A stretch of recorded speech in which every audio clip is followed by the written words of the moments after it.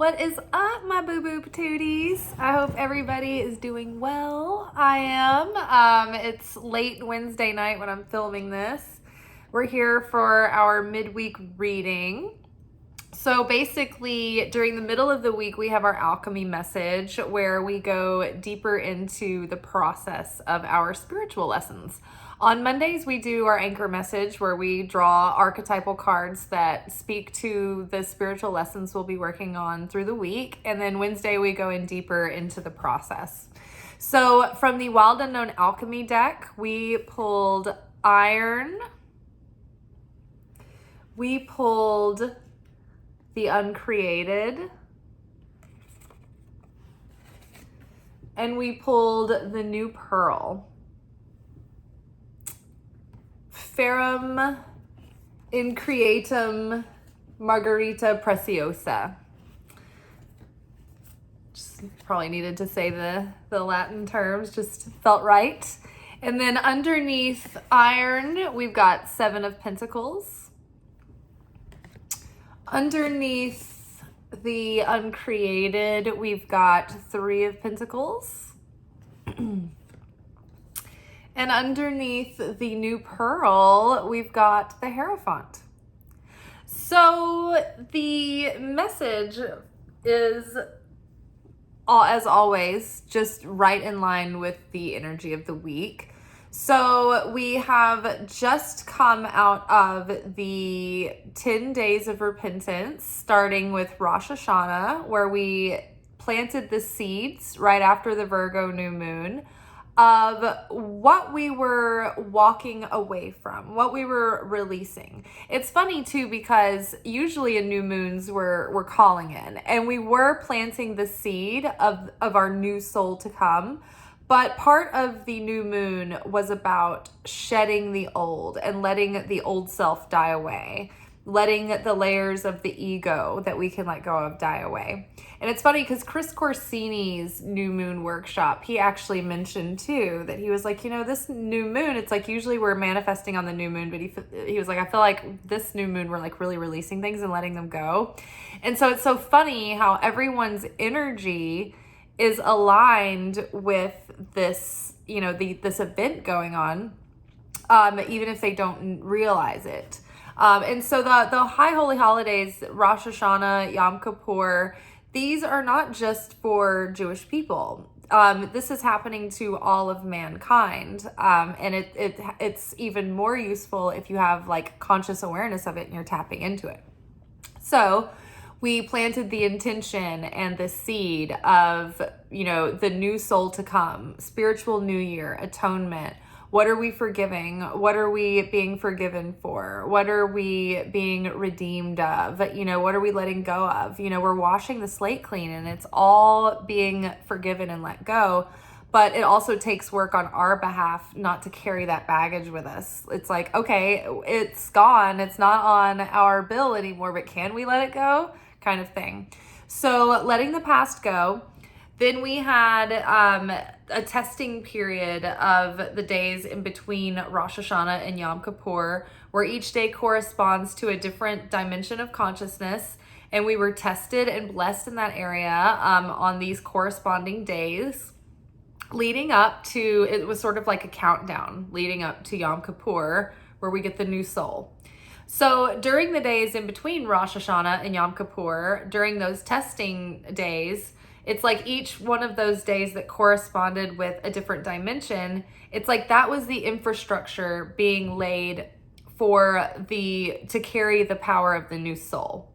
So interestingly enough, so this is basically the infrastructure of the vessel that's going to channel the light through.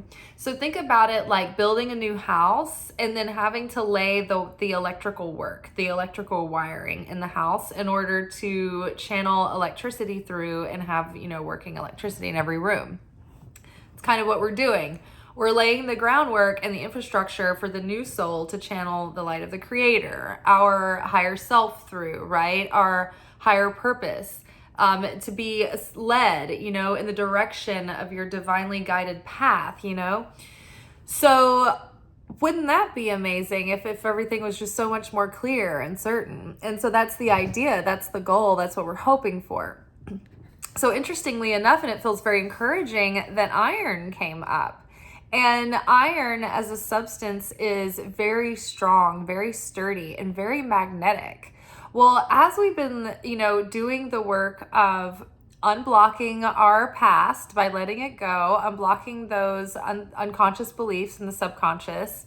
This is also in alignment with To Be Magnetic work, because the main tenets of To Be Magnetic, which is all about self-transformation in order to become more magnetic and be able to manifest with more efficiency, and also heal your stuff.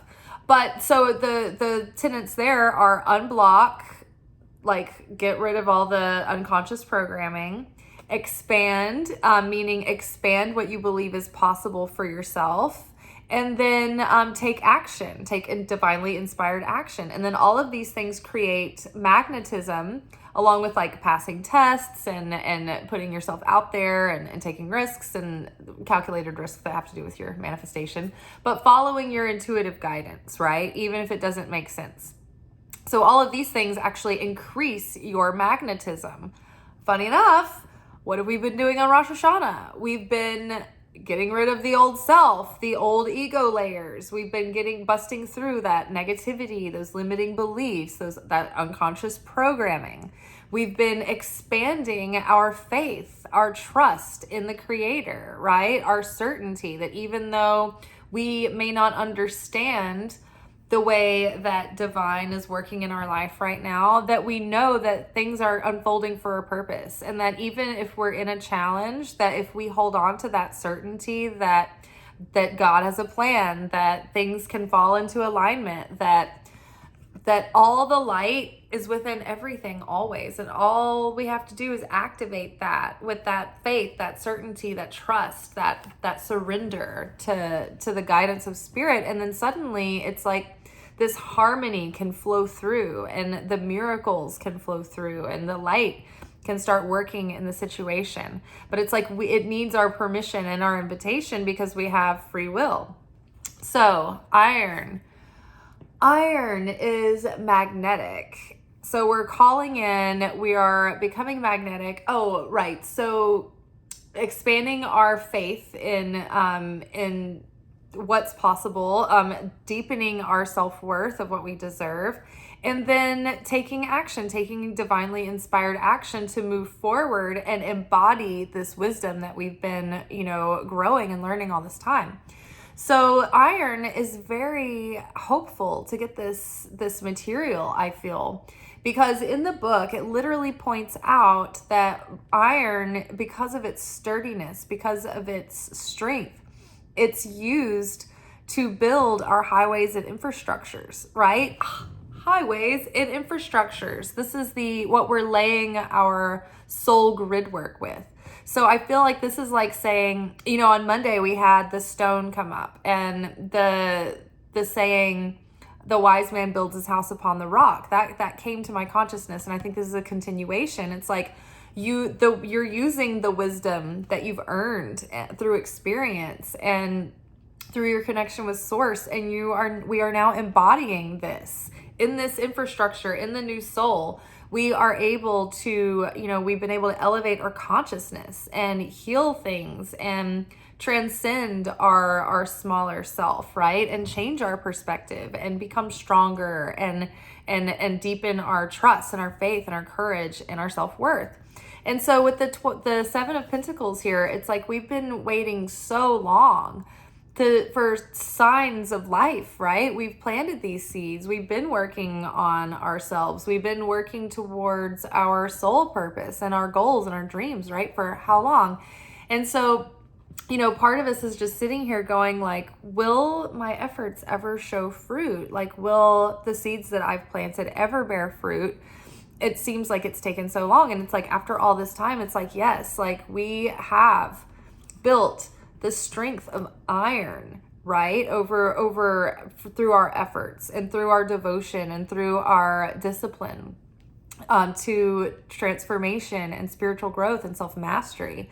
So we are like on the precipice. It's like, I feel like if you can imagine the seedlings pushing against the soil from underneath, it's like there's all this pressure pushing against, like, think of a black hole and how everything gets sucked in, and there's like that event horizon on the edge where it's like time slows down and reality is like in like this stretched. But then like on the other side of the black hole, like I always thought, have you guys ever seen quasars, where it's like this exploding energy and it's just like this shot through from like the other side of something, and it's just all of this like light bursting forth? That, like, my theory is that that's the other side of a black hole. And so to me, I'm imagining, and what I intuitively feel right now is that there's all this potential pushing up against that event horizon. And we are on the precipice of this huge quasar burst of the light, of potential, of, you know, growth, of new opportunities and pleasant surprises and all kinds of things, you know, being ready to like push through into our world. So yeah, I just think of those like seedlings breaking ground from underneath. And I'm having like, I don't know, this positive sense of anticipation and growing excitement. And I don't know if you guys are as well, or just this like, all of this energy has been so intense that you're like looking around the corner like, what's going on? What is next? I don't know if I like this. In the middle, we've got the uncreated, which again speaks to that potential. This is that raw creation energy that just sits in an endless sea of limitlessness on the other side, on the other edge of our reality. So we are in physical reality, and on the other side of this there are the three levels, or the three veils of non-existence, of negative existence. So right on the other side of us is like this sea of endless potential and endless pressure and unadulterated raw light force, right? That is just gathering and condensing into this pressure point, into a primordial point where then the light comes through. Think of the Big Bang, right? From a singularity shot forth everything that we know in this physical universe that we're in. Well, when I'm talking about physical existence, that holds the multiverse. It's everything. So on the other side of that, it's like there's nothing but unadulterated, raw, unformed, unshaped potential waiting to push through. And it's like we're starting to channel that in. And part of the whole gift of Rosh Hashanah is that we've got this new soul that we've just manifested on Yom Kippur. The next 7 days, leading up to the full moon this Friday, we're in this time period called Sukkot. And so we circle around the lower levels of the Sefirot once more to sort of give ourselves like an extra boost, an upgrade, if you will. And if we can stay in a very lighthearted state and a very optimistic, enthusiastic, sharing, caring, goofy, happy-go-lucky, dance, sing, laugh, if we can stay in that kind of high state this week, we turbocharge the blessings and good fortune coming for our year. And we've turbocharged like the strength of our soul and the ability to meet the challenges that lie ahead in the year as well. So again, it's like we have just received the new infrastructure for our soul, and it's been made of iron. Iron is also associated with Mars here, which is related to that strong warrior energy. This can be combative, so don't be combative this week, because with the pearl, there's a hint of irritants in the air. Because just like last week, it's like we won't be tested unless something is irritating us, unless it's triggering us. And so try to avoid being the soldier or the warrior that's warring with people, but instead be that good, honorable soldier that's defending the kingdom, or that's doing, productive work around in your life. You're like fighting for what you believe in. You're fighting your own ego that wants to give up, right? You're fighting your flesh, the nature of the flesh that wants to be tired, that wants to give in, that wants to do something lazy. I mean, I'm sitting here after work and I'm just staring into this phone going, I don't even have the brain chemistry to talk, but I know that once I start, I'll get going and it'll be fine. So it's just about overcoming. It's like mind over matter. Reach into that grit. But we're assured by Spirit that we've been doing a good job and we've been building our house upon the rock, and that we are, really building grit to build that new soul infrastructure on. And so there's so much potential for the year ahead. And it's not just like a normal year, because every year on Rosh Hashanah and Yom Kippur, we get this new soul. But it's like this year is like, this is the year where we've been talking about like this big timeline jump where the old life, the old story can be left behind. And we can sever ourselves from the old narratives, the old things, the old baggage, the old things that held us back. This is how I've always done it. This is how it's always been. Like, all that stuff doesn't matter anymore. You can be a new person going forward, and you can really build a new life with a new level of, like, let's call it new luck, new fortune. You can shape a new destiny for yourself and tap into all of this unrealized potential. It's waiting to come through. And you can encourage this in yourself by playing into all of this energy that's starting to stir up. Instead of letting it become angst and frustration, it's like, put it into taking, steps forward. Even if it's just one attainable baby step per day toward personal transformation, toward healing, toward changing a perception about something. Also toward building your goals and your dreams and that soul purpose that you're feeling led and guided in this direction. Like, try to start taking baby steps in that direction, because underneath this potential here, we have 3 of Pentacles. The 3s numerically, as far as a narrative go, the 3s are like the first stage of completion. It's sort of like getting to base camp 1. You've got a good start, but there's not really any material evidence of success yet. It's just like, okay, you've gathered your skills and materials.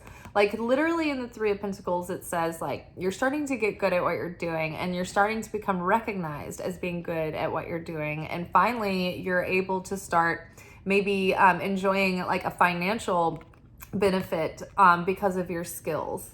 But it's like people want to work with you. So there's so much potential here. There's opportunities coming. So be mindful about not missing those, but also be mindful about not jumping on the first thing that presents.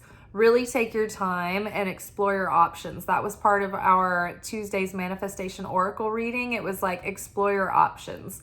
So yes, be open. There could be new, exciting experiences coming through. You could be meeting new people that you could collaborate with in a creative way. And then this could be like new friendships and new relationships coming in, and people who you have process work to do with, right? This can be, to me, this thing is coming through, like, see how these people are building together. Or this girl right here is building with the bird helpers. It's like, in this world, in this life, we have tikkun process, and that's sort of like karma. It's the Hebrew word that describes that kind of similar thing. And so tikkun is like, everybody comes to this life with a bag full of negativity. In science, it's talking about like the law of conservation of matter says that energy cannot be created or destroyed. It can only be transformed. So during the creation of this universe, it's like there was leftover refuse that was not used up in the perfection, right? There was, the fall of consciousness, and there have been what is it called when they're like tremors after the earthquake, right? So there's aftershock that's left over from lifetimes of human consciousness that we share, right?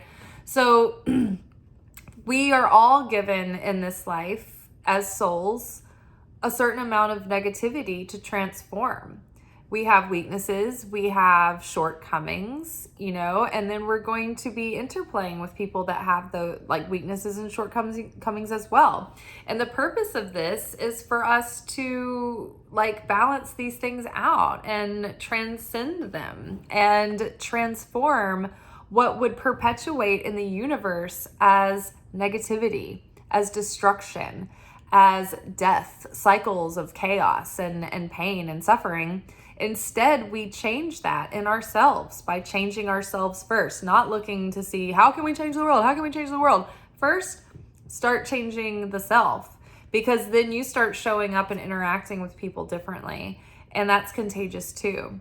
So say, you change something in you, you've been able to heal anger issues. Well, those anger issues are, maybe you didn't realize it, but you have been angry at people before, and that created a wound in them. And then that cycled and they got defensive and insecure. And so then they did something that was sort of harsh to someone else in order for them to feel a little bit more control and more power. And then that person is like, oh, why am I being shit on? And so then it keeps like a domino effect, keeps spreading. But say you were able to heal that anger issue in you, and because of that, it's like you even had like an even deeper sense of compassion and kindness towards others once you really realized it. And so then it's like those actions, it's like they are revealing even more light because it was something difficult for you to overcome, but now you're even more conscious of it. And it's like now you understand the value of and the responsibility you have with your energy and how it affects others, right? So as we have these things to transform in this life, we're given other people in like these soul contracts that we work out, and we come together and we work on these things together. Same is true for good things that we do in this life. We have soul contracts with people that we have great things to accomplish with too. So it feels like there are helpers on the path and kindred spirits along the path, and maybe even people that we're going to be challenged with on the path, but they're coming. But it's all for the purpose of unlocking the soul's potential, of breaking down our shells of negativity and revealing the light within us. So yeah, it's time to get to work on revealing your potential. Don't sleep on your potential. We've got this brand new soul. It's waiting to come through and be a channel of light in the world. And so, the whole purpose of our spiritual work is to create a better channel to spread the light, to share the light with. And so what we want, is to be left with what is truly valuable, with what is truly good, and let all that remains, the only thing that remains in us after these ego deaths, these shells that we're letting go of, be what is eternal. And what is eternal is what is left behind when the physical is gone. And it's the work that we did to transcend within our soul. It's that work we did to heal our hearts. It's the work that we've done to elevate our consciousness. But what's even greater than that, what's even more eternal than the work that we do on ourselves, that we carry with us when we die, when we're gone, but it's the legacy that we leave behind. And it's not what we were able to receive. It's not the light that we received that we're remembered for, that's eternal. It's the light that we were then able to share with others. So it's not enough that we take it in, but we have to reflect that back out and share it. And so think about that. It's like when you shared love with someone and that moment created something eternal that maybe changed you forever and that other person. or created a memory that will last forever, an impression that was left. Have you ever helped someone have a realization that led to their healing, right? Or that helped them be liberated from something that was holding them back or tying them down? Like, have you ever been able to give someone hope or restore their faith in something? Like, those things are eternal. They live on. They create a wave of light in the world that spreads and that perpetuates more and more and more light. So all of this that we've come through, it's like we've been left with these pearls of wisdom and this real value, this real depth inside. And, maybe we don't have a lot of material accolades and possessions to show for it. But what we do have is depth. What we have is strength of character. What we have are quirks and things that are unique to us that nobody else has, right? What we have is our experience and our perspective that we can share. And our strength and our courage. And it's like when you've been through something that's difficult and you've been able to glean from that and you've had time to reflect and heal from it, and then suddenly one day you're alongside someone who's going through a struggle. It's like your strength, you can lend that to that person. You can share your strength with them. And sometimes just knowing that other people have experienced what you have also is enough. It's not always that you need to give someone an answer or a solution. And it's not always that you need to tell them what to do or have the perfect advice. Sometimes people just need to feel witnessed. They need to feel heard. They need to feel seen. And sometimes that's enough to heal a lot. Especially when someone feels understood, like you've been where they've been, and so they don't feel so alone. It makes a huge difference. So value your experience, even the difficult ones, because that's when you can live face to face with the Creator. In the consciousness lectures from the Kabbalah Center, one of the things that Rav Michael Berg brought up was that he was like, we're hoping to have a year where we can live face to face with the Creator. There's 3 kinds of ways to experience the Creator. The person either experiences the Creator face to face, the person experiences the back of the Creator, or the worst case scenario is that you have your back to the Creator's back. And so the person that has their back to the Creator's back, it's like you're back to back with the Creator. It's like you can't see the good in anything. You can't see divine influence in your life. There is no God. Nothing makes sense. I don't understand why anything is happening to me the way it is.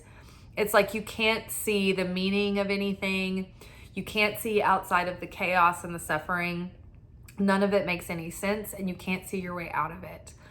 You can't find a way to create good from the situation no matter what. It's like it's not even one of those things where you can be like, well, at least I will have survived this and have gained something from it. It's like you can't see any light. You're in complete darkness.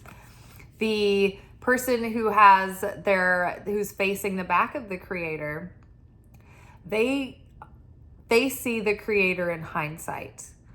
After reflection, after the storm is over, when they've had a time to reflect, if they take that time, then they can be like, oh, I see now. I see the value of that experience. I see what I learned from it and what I was able to gain.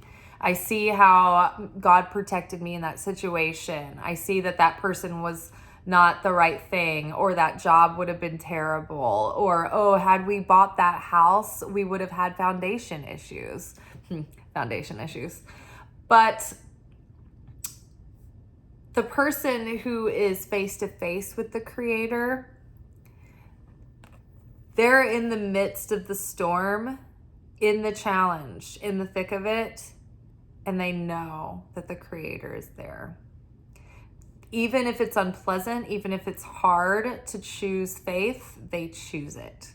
and they choose the certainty. And they're like, okay, this is difficult, but I know that the Creator is omnipresent and is everywhere. And I know that God has a plan, and that if I trust that this is probably already working out for my highest good, for something that I need, but even if it isn't, if I believe that the situation can be turned around, then that opens the flow of miracles, and anything can happen, anything's possible.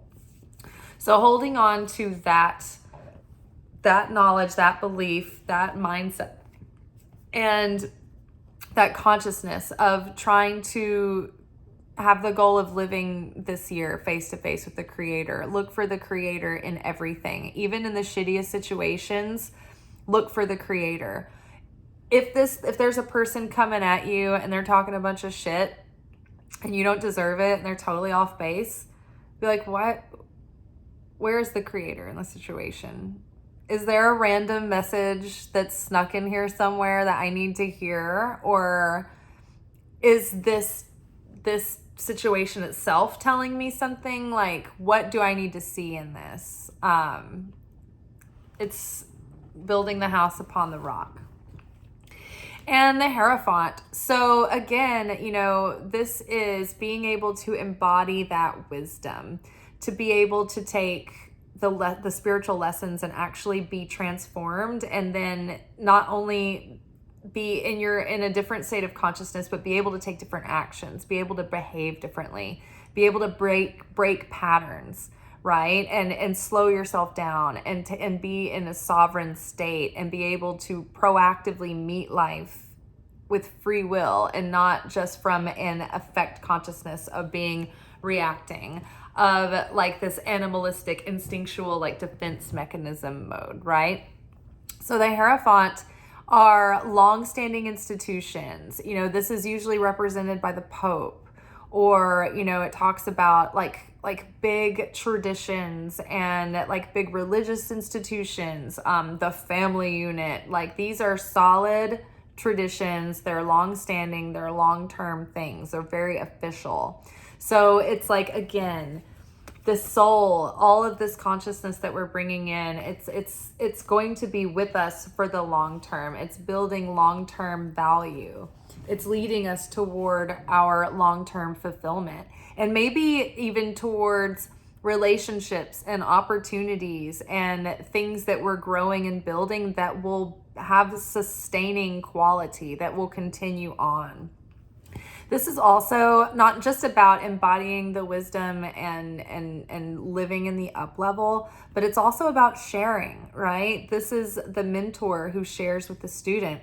This is also a card about unity and like groups. Like, for instance, like the Kabbalah Center would be like a unified group of people who are like get together for the purpose of learning, a philosophy, a way of life.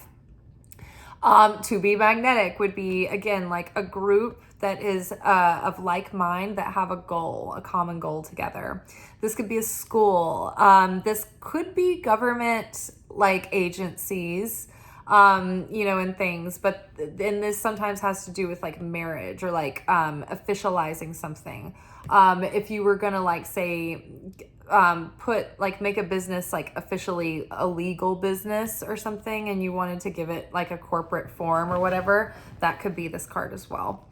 But yeah, also the main message is that whatever we are taking in, whatever we're learning, whatever we are lucky and blessed enough to receive, all that light, it's like what counts more is what we can share, and how we can, pay it forward in the world, and be like the vessel is like the study of Kabbalah is not the study of God. It's the study of the vessel. It's the study of how can I be a greater vessel of sharing, and not a vessel of taking, of selfishness, of small, mindedness, of small living, but live as a greater vessel for the light, as a vessel for sharing, a vessel that doesn't receive for the self alone, but receives for the sake of sharing. But what's even more powerful than receiving for the sake of sharing is reflecting the light out in the world, sharing,